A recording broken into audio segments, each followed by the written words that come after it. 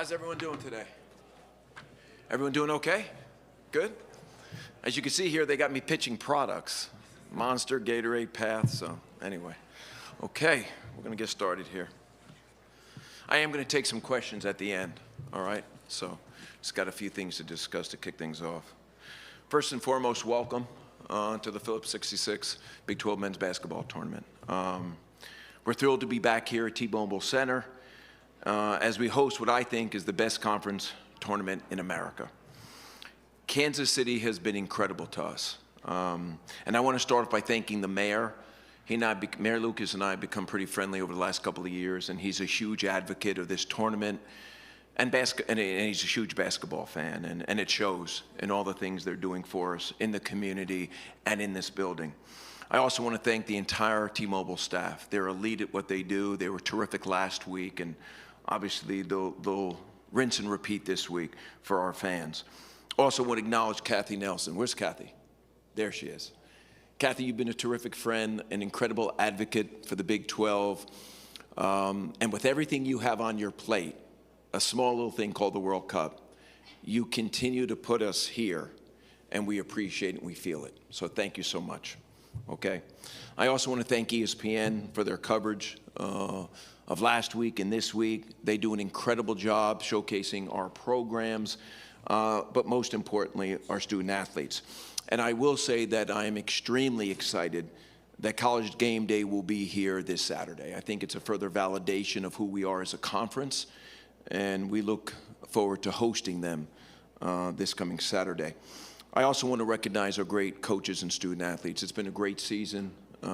They have both worked tirelessly to put the Big 12 at the elite status we're at, and just want to congratulate them. And I also want to thank Phillips 66. For some of you that are relatively new, this is our 30th anniversary, and they've been with us since day one, entitling this tournament. So we appreciate their support and look forward to a long future with them. And lastly, I want to acknowledge the media. You guys have been terrific to us, and you cover us in a big-time way and help us storytell, and we appreciate all your support. So thanks for being here. While I'm here to talk about basketball, I do want to talk about some of the national issues. And I want to start there, and then I'll get into some basketball stuff. For me, rules and enforcement are my top priority. In fact, I just got off a call with the 4 commissioners. We speak weekly on all the issues that we're facing at a national level. And I reiterate to them every time I can that rules and enforcement are critical for us. Beyond that, last Friday, some of you have asked me when you've seen me, I was in Washington. As you know, President Trump hosted a roundtable all about college athletics. It was an esteemed group that was there. I was honored to be in the room. And I thought it was very constructive. It lasted for about 2 hours. And coming out of that meeting, I think there's real momentum for the SCORE Act, and we need it. I've said it before, I think the SCORE Act is the best path forward. It provides us with the meaningful guiding principles when you think about federal legislation. And I've also said that while it's progress, it's not perfect. And as I've said on a lot of different subjects, it's step by step, and you have to sequence these things. But I do think the SCORE Act is a great first step forward. I also want to reinforce my desire to get a CSE participation agreement done and executed. I think that's critically important. We are working tirelessly to get to the right place. The 4 commissioners are, and hopefully we'll get to the finish line sooner than later. We've also seen a lot of messaging coming out of the NCAA specifically about tampering and eligibility. And Charlie Baker and I become very friendly. We speak often, and I support the emphasis on clarity and accountability in those 2 areas specifically. And I look forward to working with the NCAA to make sure that when it comes to tampering and eligibility, we can move in the right direction. And I speak on behalf of the Big 12 Conference. We will continue to be part of the conversation as we try to solve some of these industry issues, which are critically important. Now back to basketball. I'm going to start with the women's programs. They were phenomenal this season. As of yesterday, we have 4 Big 12 women's teams ranked in the top 25. You know, the energy from the regular season really transferred here to KC last week. It was a great tournament and great play by all of our teams. And we witnessed some of the elite talent that you find across our conference. This year's women's championship game was the highest attended since 2013. So we're making really great progress there. And I do want to congratulate formally West Virginia on their first conference title in 9 years. TCU had a great performance, and we look forward to seeing many of our schools in the NCAA tournament here in the next couple of weeks. From a big men's basketball perspective, on the men's side, and I've said this during media days, I'll say it again today, we're the second best basketball league in America behind the NBA, and there is no doubt about it. All eyes are on Kansas City this week, and we have credentialed more media for our tournament than we have in 14 years. So when I say all eyes are on KC, they're here. 3 of the top 7 teams in the country are here in Kansas City this week. And we have a nation-leading 5 teams in the top 20, Arizona, Houston, Iowa State, Kansas, and Texas Tech. We have one of the strongest freshman classes in college basketball, and their impact has been felt across the season. And I also think it's indicative that and shows that, you know, big-time talent is voting yes for the Big 12. And while I don't know who the #1 pick in the NBA draft will be this year, I do know one thing.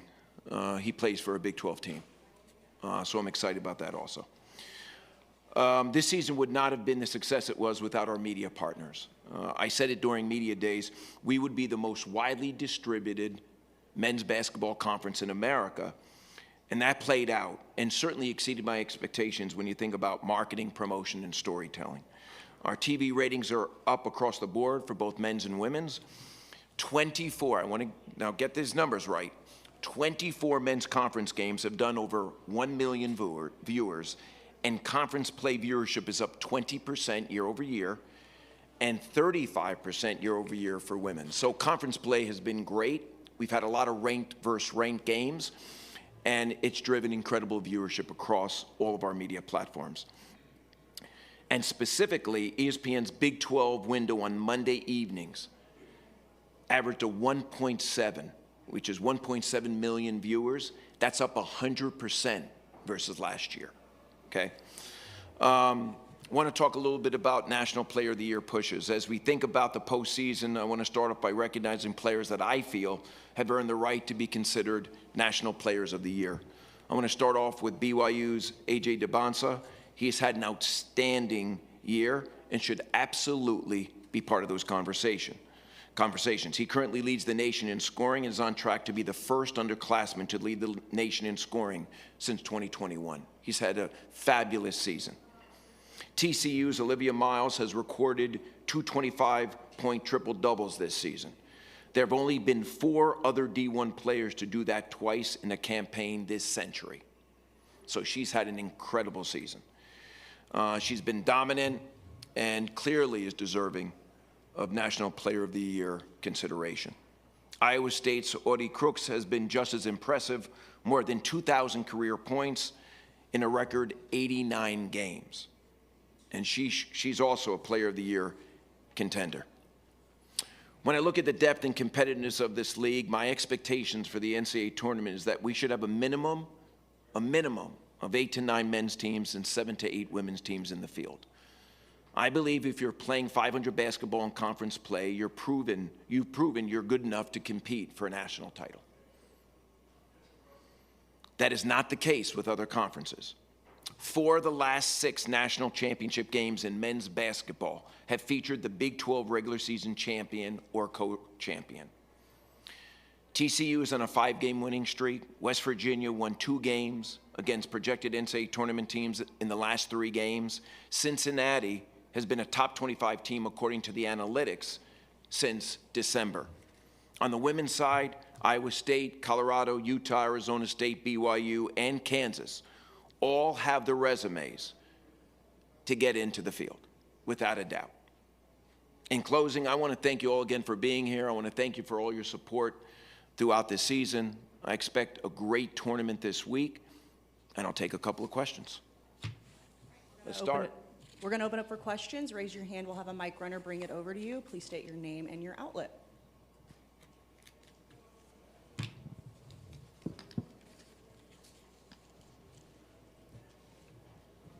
Hey, Sam McDowell with the Kansas City Star. Brett, I appreciate you doing this.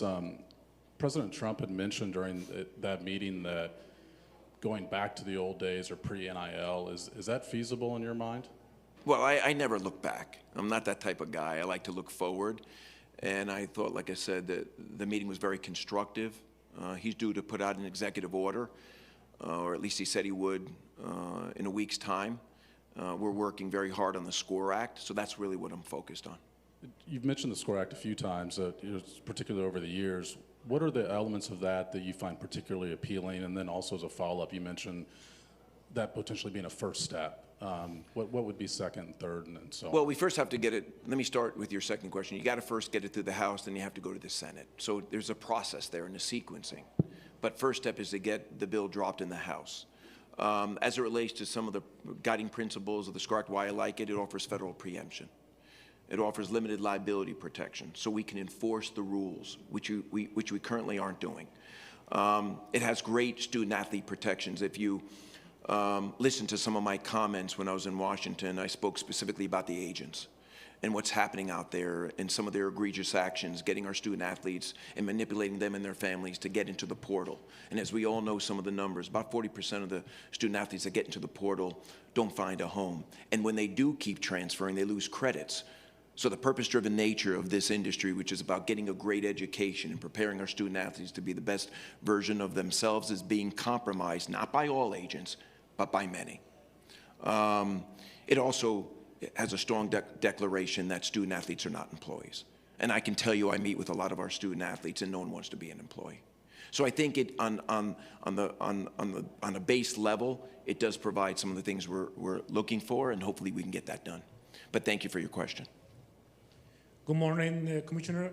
Back here. Oh, how are you? I'm good, thank you. What's your name? Álvaro Álvarez from Telemundo, Kansas City. Oh, nice to see you. So, what is the feedback you have received from athletes, from coaches, from fans regarding the new court, the new technology, and how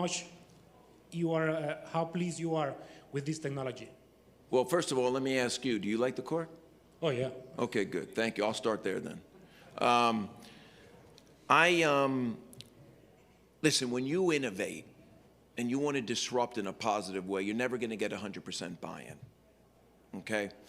But I've received a lot of positive feedback. And, you know, it's interesting. Whenever we innovate, we really encourage all key stakeholders, student-athletes, coaches, whoever, to give us their feedback. And we listen intently. So I'm very happy about where we are. But we're monitoring that feedback, and we're making the necessary adjustments where we can. But I'm very pleased.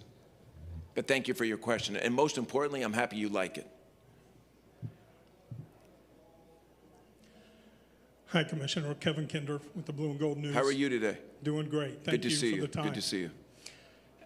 No matter what solution we're talking about, SCORE Act, more enforcement, those things like that, it seems like the potential of litigation is the biggest threat to any of them. In your opinion, does a ban or a agreement not to sue the NCAA or whatever comes out of all of these things, is that a critical part of anything that will work? Well, I can't speak to a ban, but I can speak that in the SCORE Act, it does give us limited liability protection so that when we enforce, we're not sued on every decision. So that's why I feel very strongly about the SCORE Act. And that's one part of it. That's one part of it. But then people suing for more eligibility, things like that, do those protections also have to extend? That would be part of the limited liability protection so that the rules that we all sign up for, we can enforce. But by the way, that doesn't stop anyone from suing. I mean, as we all know in life, you can sue anything or anyone, but that would give us the protections we would be looking for. Mitch Harper, KSL Sports in Salt Lake City. Mitch, how are you today? It's always great. nice to see you. It's good seeing you, Brett. Just curious, you brought up you highlighted the impressive TV numbers, Big Monday, and all the TV partners. What's the end goal for the league to have so many different media partners tied to this basketball product? What's the long-term vision of what you're trying to get with the media partners? Well, it's a great question. We have two primary media partners that we love and have done an incredible job for us in ESPN and Fox. We have worked with both on some creative and strategic sub-licensing, mostly on the basketball side, although ESPN sub-licensed some football to TNT. I'm a firm believer, if you like me now, you're going to love me when I become a free agent. And I go back into the marketplace in January of 30 to negotiate a new TV deal. So effectively, we're sampling right now with the Peacocks of the world and the TNTs in the world and the CBSs of the world so that they can get to know us on a different level and realize that we have great content that they're going to want on their own when we get back into the free agency market. So a little bit of just test riding with them. And I think it's worked out favorably this year because if you think about our men's basketball, we received unprecedented promotion this year in storytelling. Because when you aggregate those 5 players all focusing on our basketball product, good things can happen, and they did this year. But thank you for your question. Nathan Gies, Lubbock Avalanche Journal. You mentioned. Where are you from? Lubbock Avalanche Journal. Nice to see you. You mentioned the College Sports Commission getting that agreement signed. What is kind of the holdup there at this point, and without it being signed, what power does that group actually hold without everybody agreeing to it in writing? Well, I mean, listen, we're operating under the settlement agreement, and obviously the CSC oversees roster and NIL and cap management, and they are investigating and enforcing today. But I think the participation agreement just takes it one notch further for us and really codifies it in a different type of way. And so I think the CSC is doing a good job right now, irregardless of participation agreement signed. But I'm a firm believer that we need one signed. And I think it just tethers together all those schools that have opted in for rev share and that are using NIL Go. So I think it's a critically important component. But we are enforcing now without it. But the plan is to get that thing signed and give Brian Seeley and the CSC all the authority they need to go out and investigate and enforce at the highest levels. Hi, Brett. Bruce Pascoe, the Arizona Daily Star. I was wondering about the player availability reports, how they've gone. You guys have to enforce them, and maybe it's just a one-off, but I remember there was a case where Kansas played Arizona. Bill Self said the day before the game he thought Peterson was 50-50, but they didn't put him on there. And so I don't know if that was any concern, or are you more concerned about guys that are on there and then end up playing? I think it's gone relatively well, and if it doesn't hit my desk, then it's gone pretty well. And nothing with availability reporting has hit my desk, although it's a work in progress. But my colleague who runs basketball, Brian, is here. Brian, if you want to address that, if there's any more detail. That's why I always have him next to me. Thanks, Rachel. Player availability reporting is something that we continue to monitor. You certainly mentioned the incident or the situation with Kansas and Arizona. It's something that we have to continue to talk through. This is new for all of our institutions as well. They're trying to figure it out. Understanding that player availability is about availability and not injury is a key component to think about. And if somebody's available but they're not injured, those are kind of two different things. But it is a work in progress, as Brett said. It's something that we'll continue to look at next year. If there's ways that we can kind of sand the edges and to make it a better process for everybody, they'll certainly be using it at the NCAA level, and we'll see how it goes there. And if there's things that we can glean from that, then that'll help us make our process better going forward.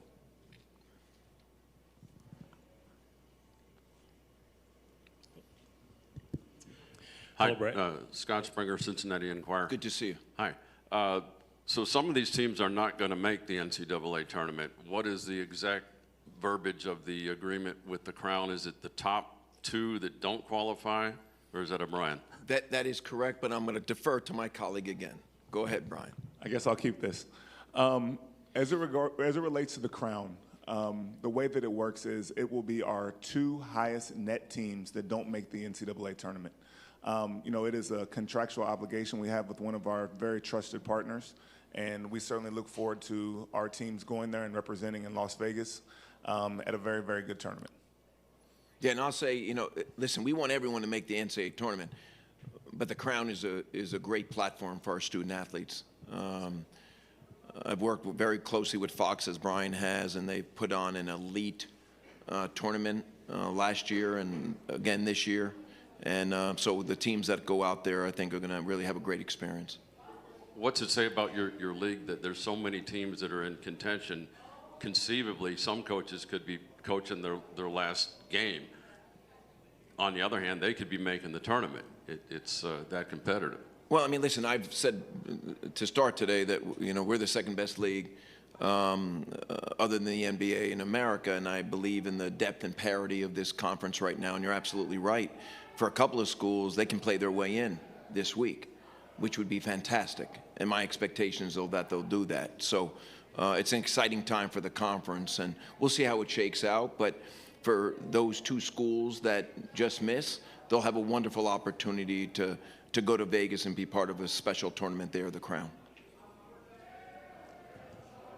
Hello, Brett. Othello Richards, BYU Daily Universe. Now, How are you today? Doing well, thank you. Great, happy to be here. Good. So there have been several instances where there have been derogatory chants towards the BYU basketball team and football team. You have imposed a $50,000 fine. Is the league considering anything else to try to curb this activity or stop it? Well, let me start off by saying we have zero tolerance for that. And I speak to you both as the commissioner of the Big 12, but also as someone that has high integrity. And, I've had those conversations, in fact, with my kids, because I think it's a lot of education that needs to happen with some of the student athletes, or student sections, because that's where it's coming from. And I told my kids candidly, you're not coming home if those words ever come out of your mouth, regardless of what they are. And I take it very seriously, and it's a very personal thing for me. I'm Jewish. I grew up in a very diverse background. I felt hate as a young man, and I didn't like it. And I'm here based on those experiences and in my position to try to bring about change and change behavior. And that's what I'm trying to do, along with my colleagues, the presidents and the ADs. And we have spent quite a bit of time, and we're going to spend more in our spring meetings on how we can be better. And I'm working very closely with Shane Reese, the president of BYU. We talk often about it because he knows it's a very personal thing for me. And I'm embarrassed by it and not happy about it. But we need to do something about it. And we got to change behavior, and I think we are going to roll up our sleeves and dig in our spring meetings and address it as a group, the presidents and the ADs, and I know and I'm very confident we will get to a better place. Thank you very much. We have time for 1 or 2 more. Brett, I was just wondering, those TV numbers, how much of that, you guys have made it clear you backloaded the schedule sort of after a lot of the big games after the Super Bowl. How much of that do you think translated in the ratings, and will you continue to do that? Well, listen, in any conference, whether it's football, basketball, or Olympic sports, you strategically lay out your schedule because you want to maximize and optimize viewership. So we weren't the only ones to do that. Everyone does that, okay? And Brian did a terrific job working with our TV partners, but everyone does that. The fact is, we have a destinational product, and it's all about appointment viewing. And when we have the kind of matchups, ranked versus ranked, in big windows, which we're a part of, people watch those games. Our schools have invested in their basketball product. It shows. We're competing at the highest levels. My expectation, based on our success this season, is that we'll have at least one in the Final Four, and I want to win a national championship this year. But it starts with the regular season, and like I said, we've had great performances. Fans are gravitating to our product. But for me, it's about winning national championships, and my expectations will do that this year. Last question. Brett, PJ Green, Kansas City Star. How are you today? I'm good. Good. Good. How are you? Nice to see you. Yes, sir. Just among some of the feedback that y'all have gotten about the court, just wanted to know the company claims that it's better for athletes, kind of just for the wear and tear. Just wanted to know kind of how y'all gathered that kind of feedback and just what you've heard from the women's tournament. Well, I'm not an athlete, really, so I can't tell you because I haven't been on the court if it helps in the wear and tear. And candidly, the student athletes haven't been out there much, I think, to determine that. But I can tell you one thing. Every official last week came up to me and said, Brett, this is going to help me if we ever play on this court. Again, it's going to help me prolong my career because it's providing them some shock absorption for their knees. So I did hear that comment, as it relates to the court and how it affects movement. Beyond that, I haven't heard much, to be honest with you.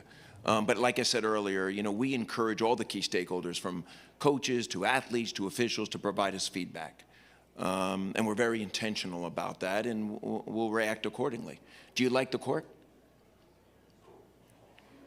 I didn't hear you. It's cool. It's cool. You like it. You like all the things we can do with it? Ball goes in hoop. That's right. That's exactly. You know what? I couldn't have said it any better. The ball bounces and it goes into the hoop, right? And that happened last week? Okay, and it's going to happen all this week too. All right. Great to see you. Any other questions? All right, guys, have a great week, okay? Thank you so much.